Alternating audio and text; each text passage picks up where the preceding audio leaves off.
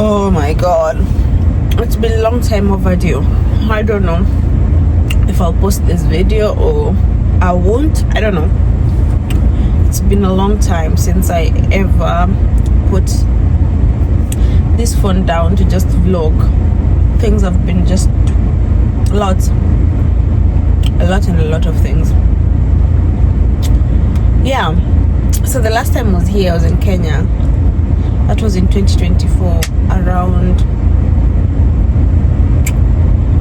April, I think.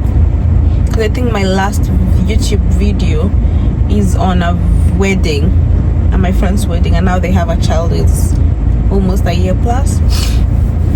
So yeah, yeah, lots has happened since then. I don't know where to start actually. I'm thinking this video could go like a different ways. I can do my recounting my journey here in the UK and how that began, and the whole shebang, the whole thing. Yeah, so in April of 2024, in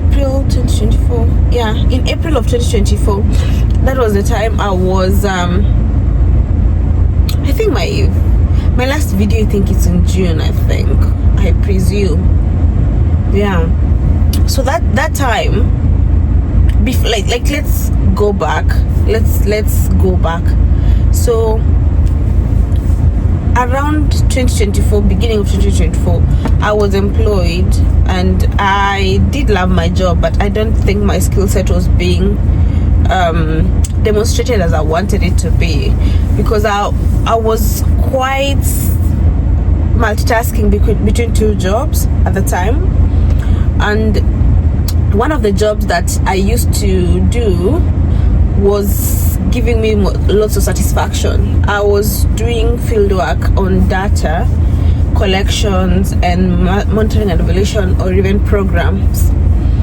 I used to be contracted I used to be contracted individually, and sometimes I would work with different people on their assignments.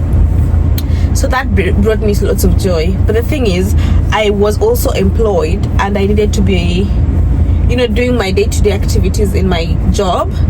So it was quite hard to multitask between the two jobs. And the job that I had, that was my payroll job, was good, but I wasn't really, I wasn't giving my skill set to that job as I would want to. So most times I would want to really multitask, but it wasn't possible at all times. So there are times I couldn't do the assignments because maybe I couldn't get enough time to multitask, and I would only do assignments that were in Nairobi because that's where I was based. I couldn't go to fieldworks in Nanyuki, Nyandarua, far places from Nairobi. The farthest I went when I was still working with the assignments I was taking in were in Murang'a. So, and that's like an hour from Nairobi. So it was quite easier. So I decided to decided this isn't something that I want to do long term. Plus the contract was a 3-year contract. So I was like, yeah, I can't see myself getting another contract from this one. So it's just best if I look for another alternative. And I knew my assignments were not going to be there are seasons when I have so many assignments at once, and there are seasons if you're in consultancy, you understand seasons change, and there are times you have so many assignments, and there are times they are slow. It's just normal with any other job. I came to realize 2 years later, it's just so normal with any other jobs. So that's when I made a decision, and I decided to do my master's, because I had already known what I am passionate about, what I want to do moving forward. So I knew what I don't want to do, and I knew what I wanted to do. So that's the time that I went back to my mentors and asked them, so I really want to pursue my master's, and I would like to do it outside the country. Which universities would you recommend for me to do that? So in 2023, I had started applying for so many scholarships. I did apply for Cambridge, Chevening, Gates Cambridge, Rhodes, Nelson Mandela, name them. I applied to all of those. They were very competitive, to be honest, because I did get unfortunately like several unfortunately at the time. And yeah, it was quite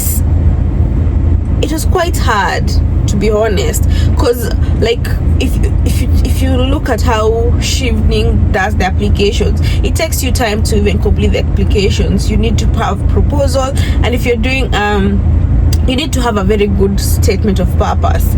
At the time, I did go for a conference in 2024 March, and in that conference I went to Rwanda for that conference on evaluation testimony. It was an AFREA conference, African Evaluation Network Association, African Monitoring and Evaluation Association conference, and it was happening in Rwanda, and I was presenting my abstract. I did submit an abstract and it was accepted, and I was sponsored to go for that conference with my association.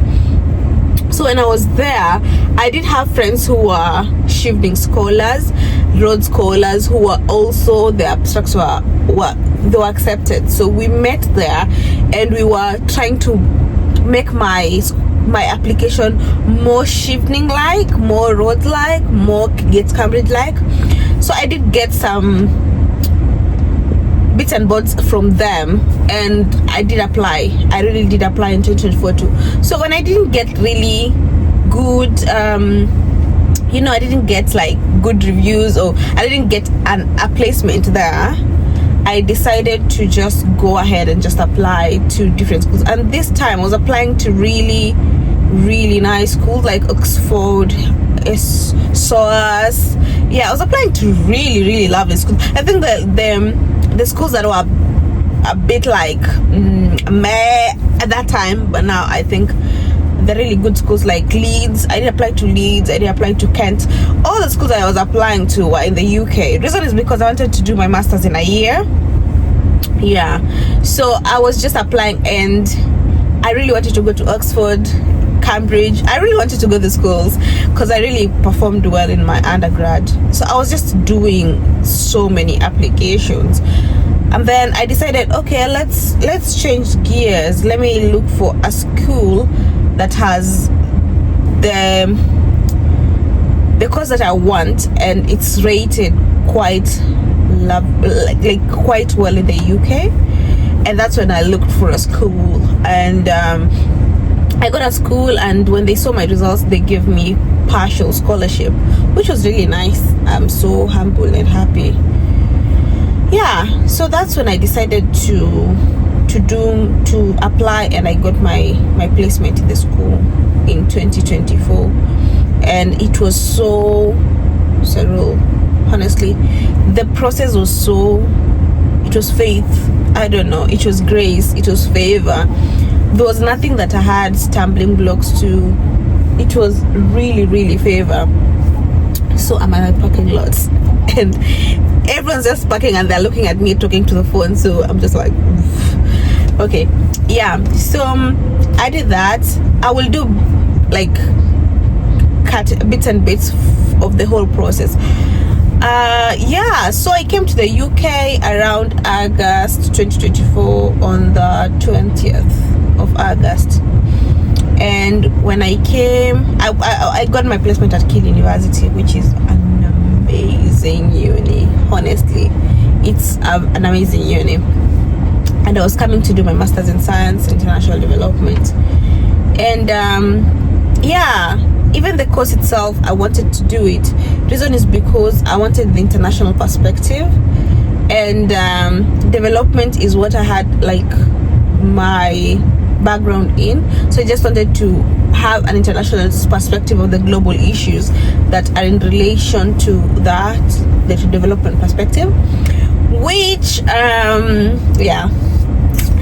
UK education is so different from Kenya. Honestly, it's very, very different. Even the modules, the course outlines, and how the courses are executed, like how the lecturers do program their courses throughout the term period or the semester period.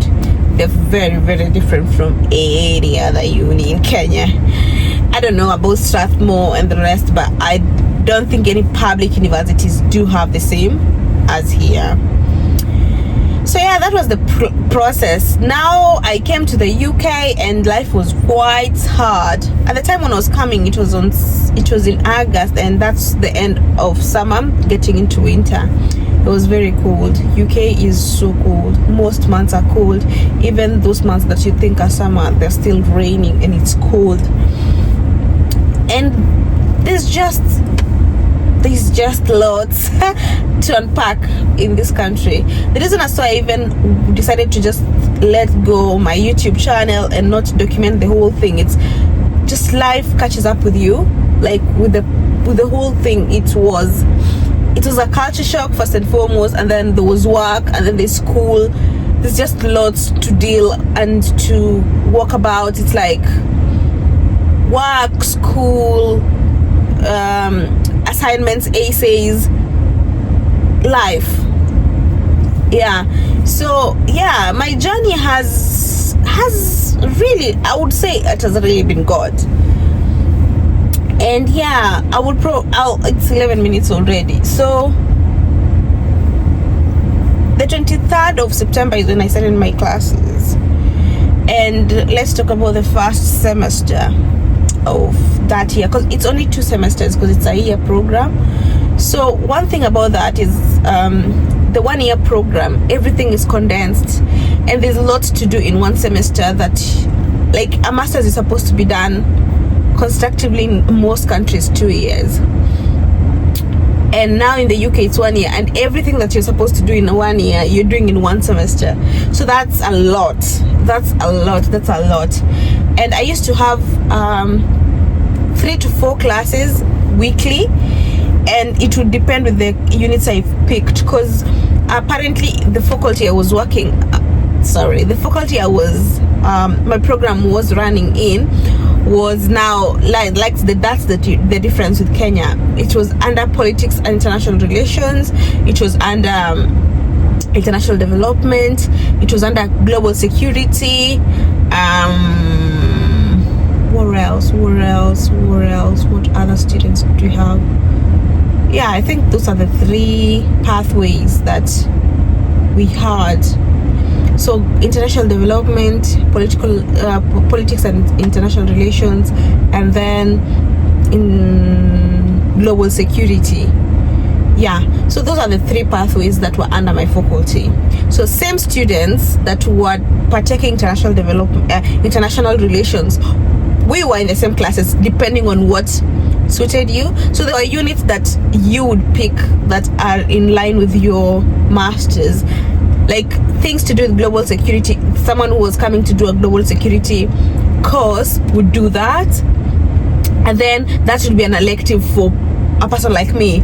And then there are things like environment and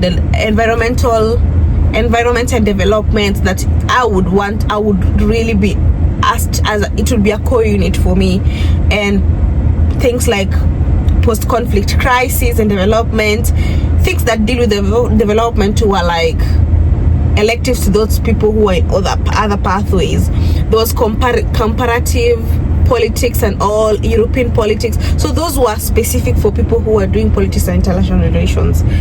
Yeah, so there were bits and bobs of like different electives and core units for individual people, but you were in the same class depending on what units you picked.